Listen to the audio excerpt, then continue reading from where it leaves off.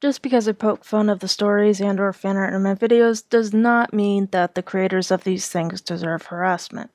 Cyberbullying is a lot more serious than you think, especially since it sometimes leads to self-harm and or suicide. Please pick your battles wisely. That means do not harass any of the creators of anything featured in my narrations. Thank you. Hey guys, what is up? This is Gothcat bringing you episode 9 of Not Sure if Troll. Now, before I begin, I would like to thank everyone for 52 subscribers. Without you, I'd still be much deeper into obscurity. And with 52 subscribers, I can finally start digging myself out. Now that's over. In today's episode, I'll be reading a story called Silver Girl, which is basically another Jeff the Killer clone through the eyes of somebody who has heard about this Silver Girl. Now, without further ado, enjoy the show, guys.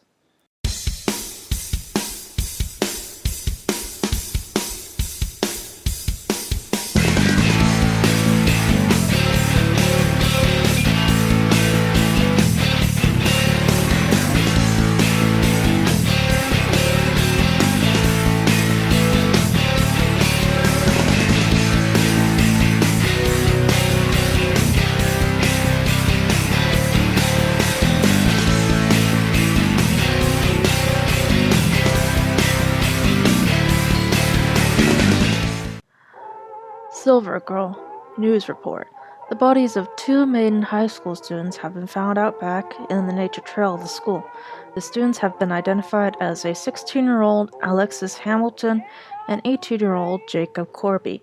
There are no witnesses. The condition of the two students are said to fit the MO of the deranged killer Silver Girl, who has been active since early 2012.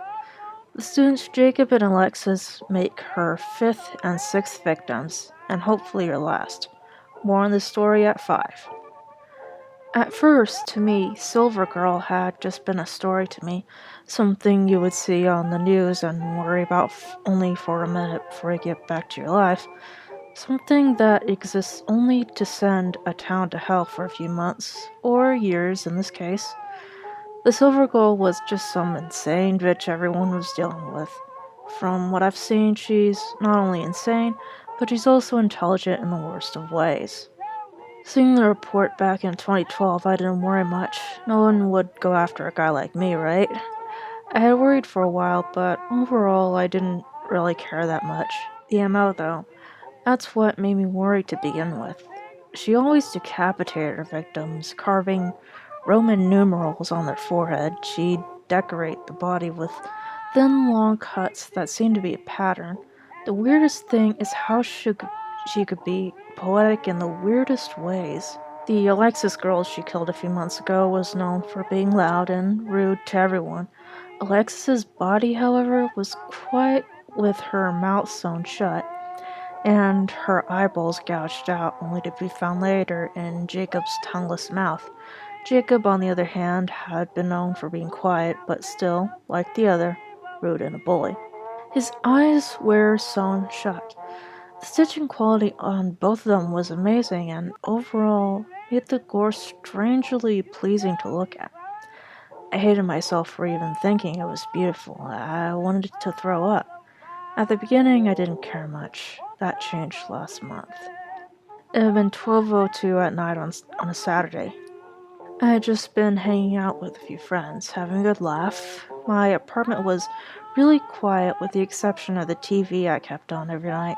The drinks I had were starting to get to me, so I stripped down to my boxers and laid down on the couch, watching as Jerry once again slipped Tom's cartoon grasp. I'd almost fell asleep when I heard a loud stomp coming from my bedroom.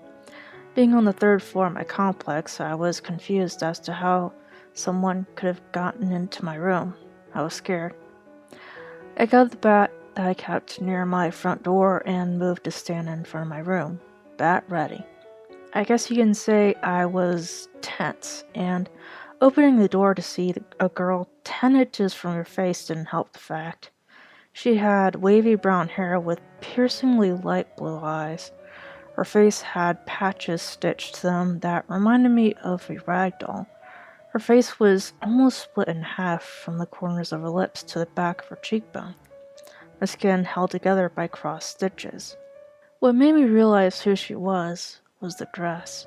Her dress was silver, starching down to mid-thigh and the sleeves to her elbows with a hand opening that stretched down to her hips.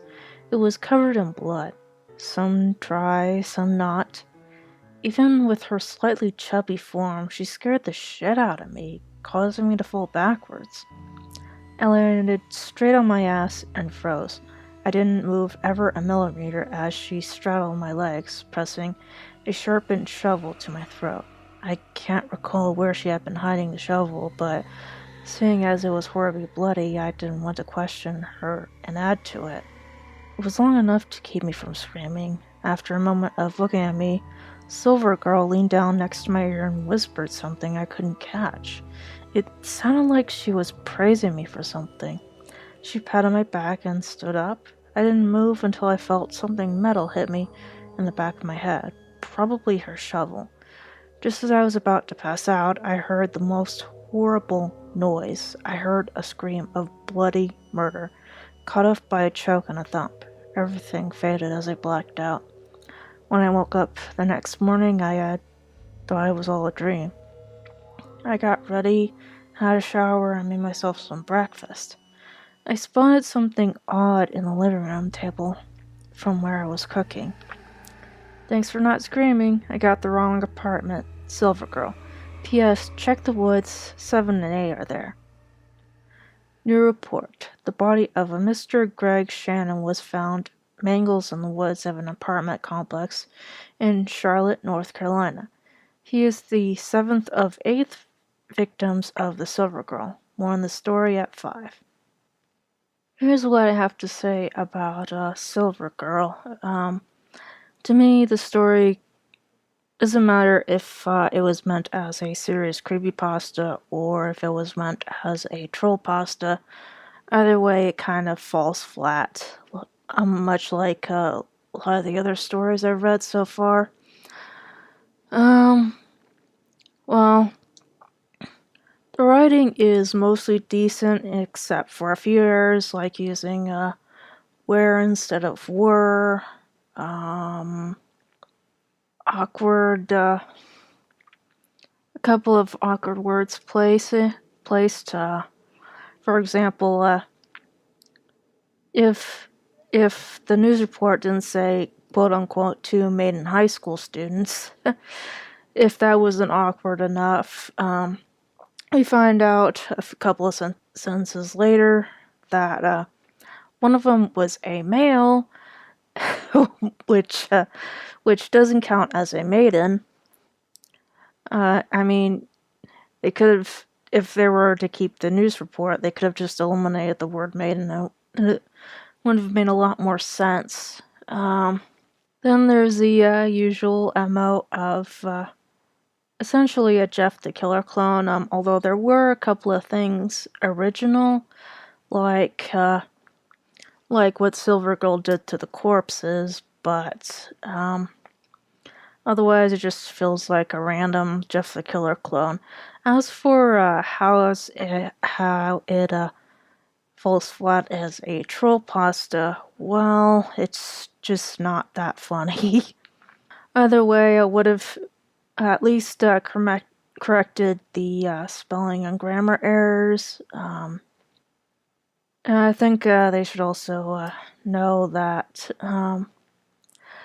when you submit something to creepypasta.com, the indents aren't really gonna be transfer to the creepypasta page. So basically, you have to put a space between each paragraph. So that's not too big of a flaw. Then there was the awkward formatting between the news reports and the body paragraphs, as well as the little note. I don't know if alternate fonts could have transferred or at least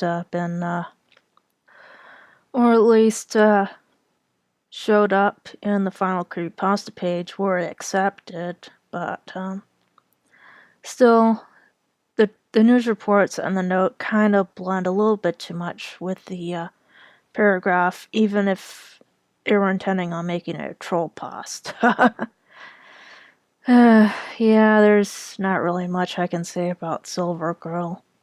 I haven't said for other stories that I've narrated, so let's move on, shall we? Next time on Not Sure if Troll, I'll be reading My Little Pony, Friendship is Dead. As for my next upload, get ready for an all-new episode of Totally Overrated. This is Scuffcat signing out. Thank you and goodbye.